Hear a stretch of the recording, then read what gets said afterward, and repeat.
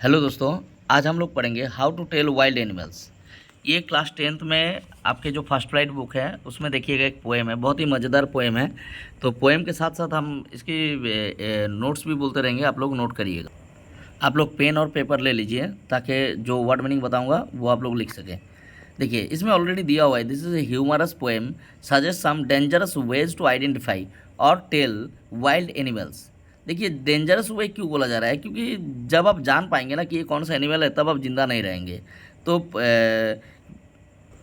तो Caroline Wales ने जो है ना बहुत ही फनी वे में इस पोएम को डिस्क्राइब किए हैं और पहचान दिलाया है कि कौन से जानवर कैसा है। चलिए इसको डायरेक्ट पढ़ते हैं।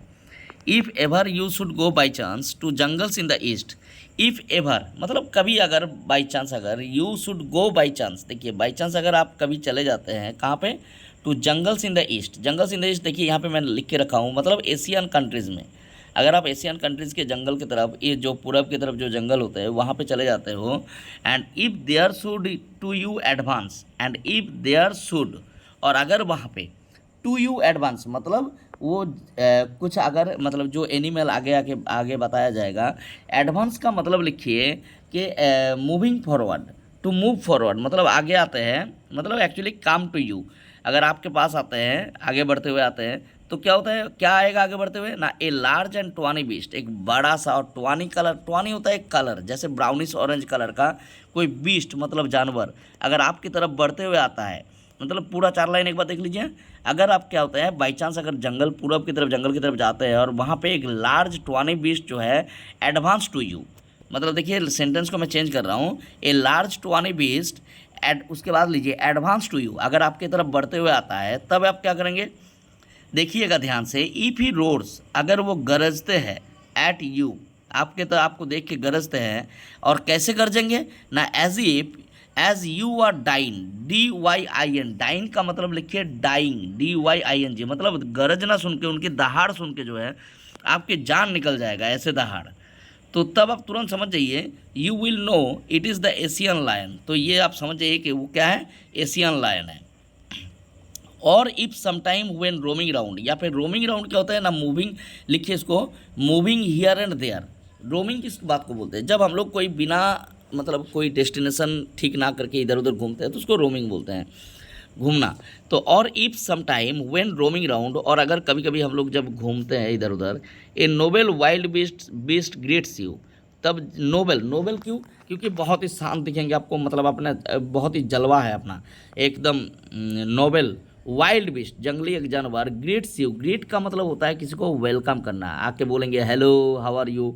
तो अगर कोई नोबेल बीस्ट आपको आके ऐसे ग्रीट करते हैं, आपसे मुलाकात करते हैं, तो और देखिए नोबेल क्यों बोला गया, क्योंकि ये रॉयल बंगाल टाइगर की बात हो रहा है, उसकी एक अलग ही पहचान है, तो समझ ही रहे हैं, वो उछल कूद नहीं मचाता है, आराम से आएंगे। तो कभी अगर if some time when roaming round, कभी घूमते घूमते अगर किसी नोबेल बीस्ट देखे आप, कि एक नोबेल वाइल्ड बीस्ट आपको आके ग्रीट करते हैं, ग्रीट करने का मतलब आपको वेलकम करते हैं, हेलो करते हैं, तो आप ध्यान से देखिएगा, with black stripes on A yellow ground. देखिए ग्राउंड का मतलब लिखिए यहाँ पे उसकी जो बॉडी है, स्किन, ठीक है। तो येलो ग्राउंड के ऊपर, येलो बॉडी के ऊपर क्या होंगे, ब्लैक स्ट्राइप्स होंगे, काले रंग का जो स्ट्राइप्स मार्क होंगे लंबे लंबे। Just notice if he eats you, तो ध्यान से देखिएगा अगर वो आपको खा लेते हैं कि नहीं। Just notice if he eats you, ध्यान से सब आप, नोटिस का मतलब आप ध्यान से देखिएगा, तो अगर क्या वो आपको खा ले रहा है, तो दिस सिंपल रूल में help you learn the Bengal tiger to discern. Discern का मतलब आइडेंटिफाई, तो आपको समझ जाना चाहिए कि ये सिंपल रूल जो है ना, यही सिंपल रूल, अगर आपको खा लेते हैं, आपके से मुलाकात होते हैं और आपको ग्रीट करते हैं और आके खा लेते हैं, उसके शरीर पे ब्लैक स्ट्राइप्स होते हैं, तो येलो शरीर पे, तो आप जान जाइए क्या है, ये सिंपल ट्रिक आपको समझने में मदद करेंगे। ये क्या है ना, द बंगाल टाइगर टू डिस्सान का मतलब आइडेंटिफाई। अब आगे देखिए थर्ड स्टेंजा बोला है, इफ स्ट्रोलिंग फोर्थ, अगर आप मान लीजिए स्ट्रोलिंग क्या होता है ना, इसका मतलब भी टहलना होता है, ठीक है। To walk in a relaxed way, to walk slowly and relaxed way.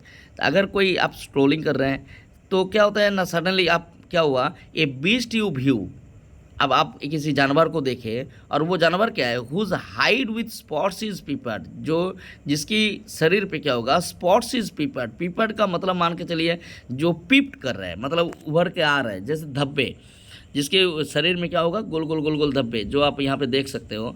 As soon as he has leapt on you, अगर आप देखेंगे तुरंत वो आपके ऊपर कूद जाते हैं, मतलब जंप करके कूद जाते हैं। You will know it is the leopard, तो आप समझ जाइए कि ये क्या है, लेपर्ड है।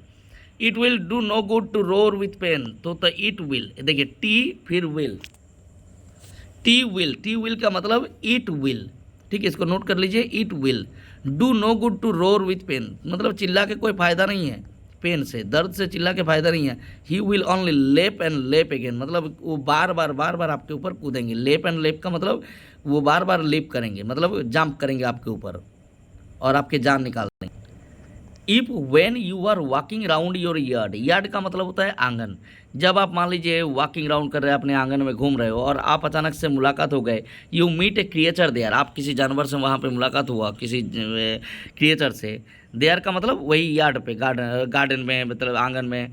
Who hugs you very very hard, जो क्या करेंगे, आपको आके जकड़ लेंगे। कैसे जकड़ लेंगे ना, वेरी, फिर बोले है वेरी हार्ड, बहुत ही टाइटली एकदम जकड़ लेंगे, जकड़ के पकड़ लेंगे। Be sure it is a bear, तो तब आप जान जाइए कि ये बियर है। ये देखिए भालू का पिक्चर, ये बियर है, वो आके पकड़ लेते हैं। If you have any doubts, अगर फिर भी कोई डाउट रहा, I guess he will give you just one more carriage, तो फिर एक बार वो आपको बहुत ही प्यार से एक बार और जकड़ लेंगे। तो आप समझ जाइएगा कि ये क्या है, बियर है।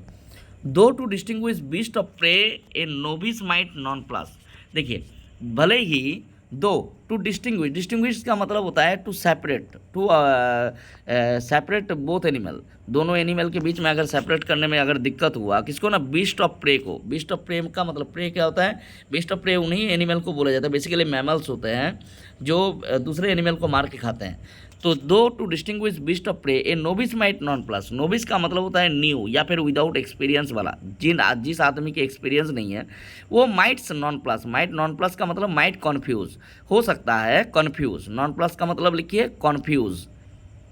तो भले ही दो किसी बीस्ट ऑफ प्रे को डिस्टिंग्विश करने में एक नोविस हो सकता है कन्फ्यूज हो जाए, तो द क्रोकोडाइल यू ऑलवेज में टेल फ्रॉम द हायनास, द हायनादस, तो एक क्रोकोडाइल जिसको आप कहते हो, तो वो क्या होगा ना, हायना से डिस्टिंग्विश करने में हो सकता है एक नोविस को जो है दिक्कत आए, नॉन प्लस हो जाए। नॉन प्लस हो जाए मतलब कन्फ्यूज हो जाए एक क्रोकोडाइल और हायना को डिफरेंशिएट करने में, डिस्टिंग्विश करने में, ठीक है।